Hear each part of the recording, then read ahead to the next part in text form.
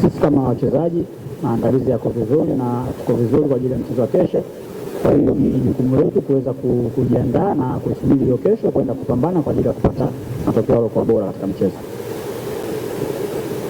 Vyote naweza nikasema vipo katikati, kwa sababu ukiangalia michezo ambayo tumeshinda haiwezi kuwa sawa na mchezo ambao tunakwenda kucheza kesho. Kwa hiyo ni wajibu wetu kuweza kufocus na kuwa makini na mchezo wa kesho, lakini yote kwa yote ni kuweza kupambana, kuweza kupata pointi 3 katika mchezo huo. Mchezo huo ni muhimu sana, kwa sababu ni moja kati ya michezo ambayo tunaishiriki katika ligi kuu yetu. Kwa hiyo tunahitaji hizo pointi 3 ili kuweza kujiweka vizuri katika nafasi yetu ya kwanza.